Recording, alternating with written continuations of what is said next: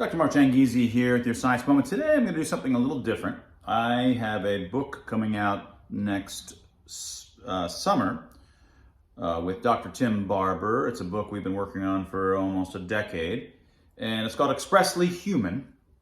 It's Expressly Human, Decoding the Language of Emotion.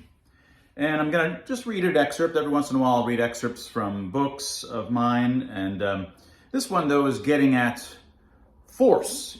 There's a lot of folks who say, look, we're not forcing people to take the vaccine. They can choose not to if they wish.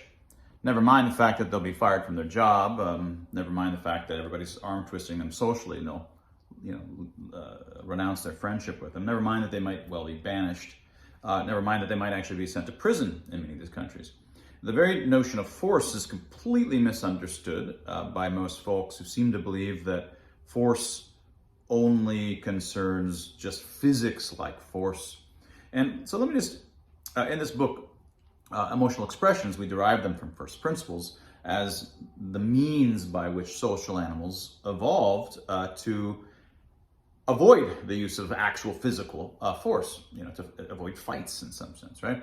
And it's a kind of signaling system, and it's a sort of the signaling system that you have to evolve to avoid that sort of thing. So I'm just going to read several sections from chapter 3 and talk about it a little bit afterwards. Now, and I'm going to enter it a little bit before one section and then move into these three sections. But if the whole point, after all, of a negotiation, which is what emotional expressions are helping us do so that we can come to compromises and so forth. But if the whole point, after all, of a negotiation is to avoid physical force, then how can there be anything pushy in negotiations? People who are pushy aren't physically pushy at all. Pushy people are demanding.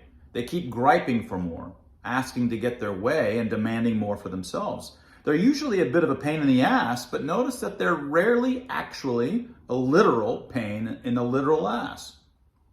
How then can people be pushy without ever pushing? Next section. Rubber and road rarely meet. You get forced to do all sorts of things. Your boss forces you to go to boring meetings. Your husband forces you to sit down and relax while he cleans the bathroom this time. We jest in parentheses. The police force you to pull over by their sirens and loudspeaker demands. The mafia forces you to pay your protection money. Yet one thing you'll fail to see in most instances of force is actual, literal, grab by the hair, kicking and screaming, dragging along the blacktop force. Your boss never throws you over her shoulder and ties you to the comfy swivel chair in the meeting room. Your husband rarely actually wrestles you down to stop you from cleaning the toilet. The police get you to the side of the road without ever employing the Mad Max style of harpoons, which all interstate trooper police vehicles are secretly equipped. And your local mafia representative almost never actually has to break your legs to get past you to the cash register. You just hand it over. A lot of the supposed forcing that seems to go on in society doesn't seem very force-like at all. Perhaps they'd seem more force-like. Perhaps they'd seem a lot more like cases of force if someone were actually brandishing a tool of force, like whips, chains, that sort of thing. But even if we imagine that your boss pulled out a stapler and threatened to staple your ear to your head, prompting you to obediently sit yourself down in the swivel chair, your boss never actually stapled your ear to your head in this scenario. You sat yourself down in the chair. When the local mafia representative shows you the new tire iron he just bought online and tells you how eager he is to try it out if you don't pay up, which in turn forces you to open the register and hand over the weekly payment, he never actually got to use his shiny new leg breaker. You opened the cash register and you handed it over. Vito just stood there checking his Instagram messages. Even when the force gets much more force-like in the socio-political sense, with guns and staplers and tire irons brandished but not actually used, there's still no actual force in the sense we might use the term in a physics course, with mass, acceleration, and so on. Yet, the local mafia representative really does force you to hand over the weekly payment, and it's by force, whether he brandishes his tire iron with the price tag still dangling from it, or whether he just casually mentions what a shame it would be if something were to happen to your handsome legs. Next section, the Fight Non Club.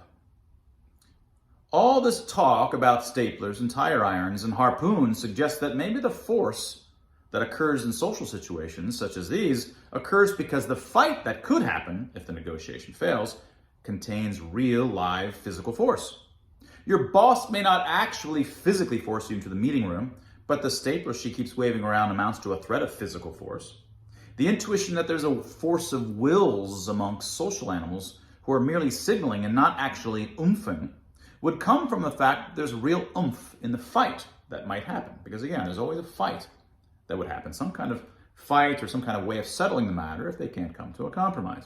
But remember, fights need not involve broken legs at all. A fight more generally can occur in loads of ways, most which have no oomph in the physics sense. A fight might well involve looking up the capital of Oklahoma on Wikipedia, or checking whether the orange juice in the refrigerator is 12 or 16 ounces, because that's what we were arguing about, or any number of other kinds of fights where Vito's special skills would be underutilized. If you abandon negotiating on the house you're trying to buy, the fight becomes about checking how much the seller eventually manages to sell it for. No one physically pushed anyone in that fight. And for two people arguing over how much zucchini, how to split a zucchini, the person who gave you the zucchini will simply declare how to divvy it up. Or, Judy may want to wallop each of us over the head who are arguing about it, but walloping isn't actually part of the zucchini's, the fight that would happen over the zucchini. Although we're using the word force in social scenarios, it isn't about mass and acceleration.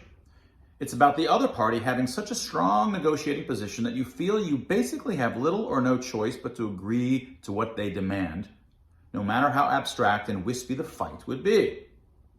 In what sense, then, is it accurate to say that our wills can make others do things? Why does it make sense to use the word pushy for someone who never actually pushes? How does force get into social disagreements and negotiations? And how does it make sense to use the term force, even if a possibly non-oomphy fight does not happen? By understanding the force our wills can produce, we'll get a better appreciation of the social relationships and a more precise grasp of how it is that two opposing confidences can find a fair balance. So this is then, I'm referring back to some things, in the earlier chapters as well as intimating things that are coming. But the point of this is getting at these deep issues that none of us often notice, that we use force and we get it in our bones, that people force you to do things all the time. But you rarely get into fights, actual physical punching fights. No one's wrestling you most of the time, but you're forced to do all kinds of things. And so there's an amazing lack of awareness of how we actually use the word force. And it's not just a weird way to use the word force. No, it's actually a very meaningful sense. We really are forced to do certain kinds of things. The mafia rarely has to actually, beat up any of the people on the streets where they collect their weekly checks. They just don't need to. Are you going to tell me the mafia is not forcing these people to do it? Now, understanding that, exactly what do we mean when we say that someone is forcing, socially forcing, without any actual threat of force potentially?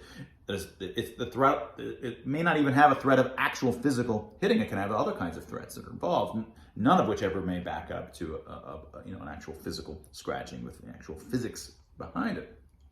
How do you make sense of these in a mathematically rigorous way? Well, that's what the book goes on in part to show, as well as deriving emotional expressions, how they work, why they work to provide the kinds of social forces that we, in fact, push upon one another all the time around us. Medical interventions, medicine into a person's body, require informed consent. And that's just another way of saying the person has to be informed, they have to consent. That's just another way of saying you can't be forced. And if you don't understand what force means, you don't have to understand how exactly to explain how it happens, but if you don't understand that force isn't about tooths and nails and scratching and grabbing, dragging along the blacktop, then you're going to be mistakenly believing that none of these requirements and mandates or vaccines or vaccine passports amount to force at all. And that's a deep misunderstanding. And that was your science moment.